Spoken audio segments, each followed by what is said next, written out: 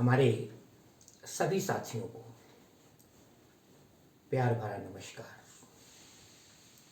आज मैं आपके समक्ष एक संस्कृत का श्लोक लेकर आया हूं। यूं तो संस्कृत में लाखों श्लोक हैं, फिर ये श्लोक क्यों? बहुत लोगों ने मुझसे कहा जाड़ा पड़ रहा है। स्वाभाविक है, मार्गशीर्ष अगहन का महीना है,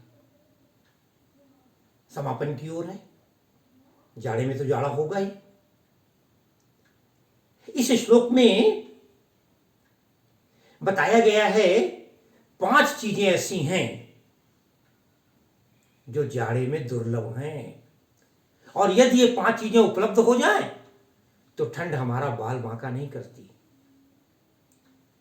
श्लोक कहां का है, किसने कहा है, किससे कहा है, ऐतिहासिकता क्या है, सार्थकता क्या है, ये आप श्लोक में आधा निकल आएगा, आधा सर्च कीजिएगा। मैं श्लोक पढ़ देता हूं एक बार। तूलम तैलम च तांबूलम तरुणी च तप्त भोजनम शीतकाले तुहे राजन तकारा पंच दुर्लभा। मित्रों, बड़ा आसान है, अर्थ देखते पहले जरा। शीतकाले, शीतकाल ठंडक का समय, जाड़े का समय। शीतकाले, जाड़े के समय में, जाड़े में। तू हे राजन, हे राजा, हे महाराज, जाड़े के समय में तकारा पंच दुर्लभ। पंच दुर्लभ, पंच वाले 5 चीजें दुर्लभ हैं। कौन सी 5 चीजें? वो कहते हैं तकारा।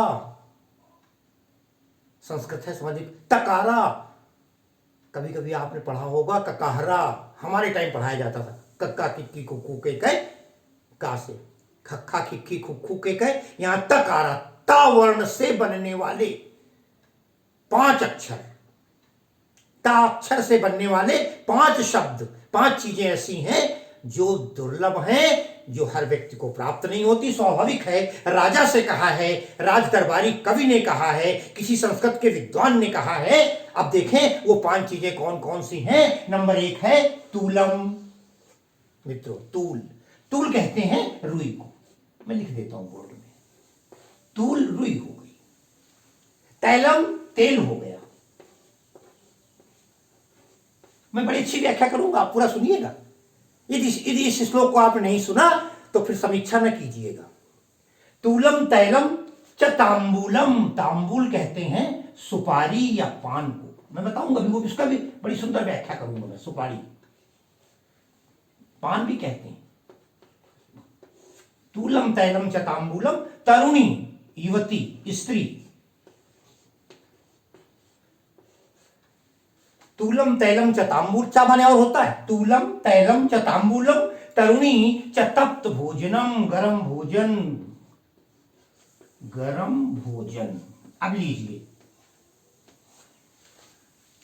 तूलम तैलम च तांबूलम तरुणी च तप्त भोजनम शीतकाले तुहे राजन तकारा पंच दुर्लभा। बताइए, शास्त्रों में वर्णित है तूल रुई का काम है। आप कहें रुई का क्या करना? अरे भाई, रजाई कैसे बनाते हो? रजाई के बिना जाड़ा कहां? समय बदल गया है, आजकल लोग जाड़ी रजाई का प्रयोग नहीं करते, रुई का प्रयोग नहीं करते। अरे रुई से कपड़े बनते हैं, रुई से ही तो हम धागा बुनते हैं। रजाई जो है ये जीवन में जाड़े के महीने में हमारी सारी ठंड दूर कर देती है। हम आराम से लेट जाएं उड़ करके, फिर ठंड भाग जाती है, ठंड, और रजाई से बाहर निकलने का मन नहीं करता है। एक राम कथा के पंडित जी थे, उन्होंने तो यहां तक कथा को तोड़ मरोड़ दिया।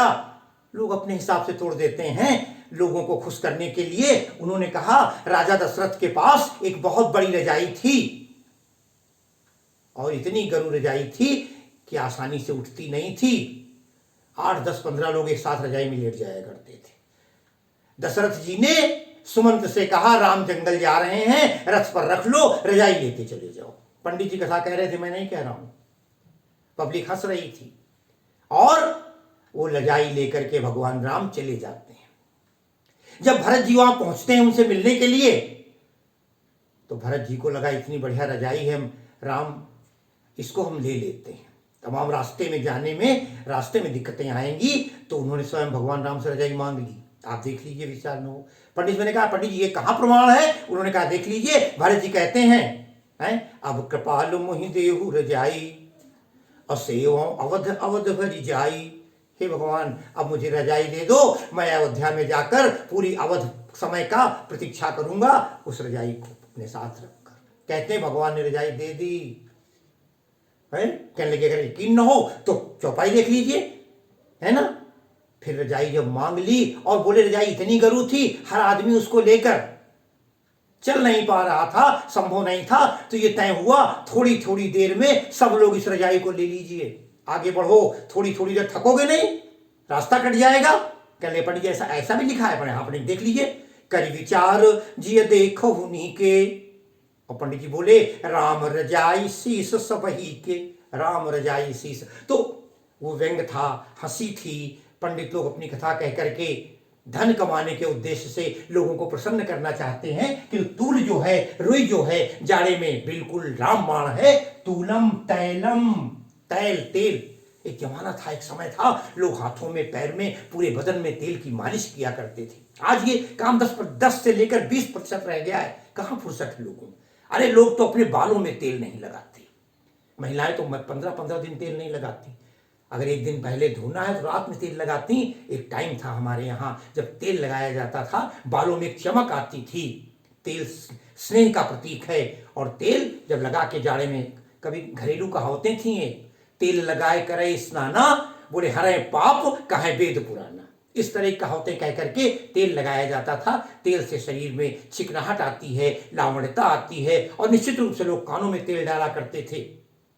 आज तो तेल की जगह वो क्रीम है, जो बहुत महंगी भी हैं और थोड़ी देर के लिए उसका असर होता है। तो तूलम तैलम च तांबूलम, तांबूल नॉर्थ ईस्ट में कच्ची सुपारी को कहते हैं। ध्यान रखिएगा, इतनी गर्म होती है, इतनी गर्म होती है, अगर हमारा आप जैसा सामान्य आदमी कोई उसे खा ले ज्यादा की मात्रा में, पूरी आधी तक, तो हो सकता है हल्का नशा आ जाए। तो तूलम बड़ी गर्म होती है।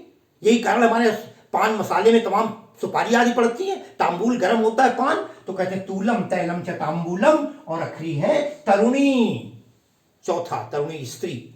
हमारे यहाँ कई जगह कहावत कही थी। मैं उत्तराखंड में था तो हमारे एक साथी हैं शिक्षक, उन्होंने बताया कि हमारे यहाँ कहा जाता है रुई की दुई की धुई। मतलब या तो रुई हो, रुई में रजाई, या दो हो, दो का मतलब स्वाभाविक है, पति पत्नी है, दो लोग हैं, दो जब आपस में आलिंगनबद्ध हो जाएंगे तो सर्दी कहीं भाग जाएगी, एक से दो भले। तो तूलम तरुणी स्त्री उपलब्ध नहीं है। और तप्त भोजनम, गरम गरम भोजन कर लिया जाए तो जाड़े में बड़ा आराम मिलता है, लाभ होता है, स्वास्थ्य बनता है। हम गर्म भोजन को अधिक मात्रा में खा भी लेते हैं। जाड़ा तो एक ऐसा टाइम होता है, तो ये 5 चीजें उपलब्ध क्यों नहीं? उन्होंने कहा तकारा पंच दुर्लभा, हे राजन दुर्लभ नहीं होती। उसके कई कारण हो सकते हैं। हमारी व्यस्तता हो सकती है, हमारा स्थान परिवर्तन हो सकता है, हमारे पास तमाम प्रकार की समस्याएं हो सकती हैं, अवस्था का प्रभाव हो सकता है। ये 5 चीजें जाड़े में सबको दुर्लभ नहीं है। मेरी शुभकामनाएं हैं आपके साथ। इस श्लोक को याद कीजिए, लोगों से चर्चा कीजिए। तूलम तैलम च तांबूलम, तरुणी च तप्त भोजनम, शीतकाले तु हे राजन, तकारा पंच दुर्लभा। आज की वाणी को यहीं पर विराम देता हूं। बहुत बहुत धन्यवाद।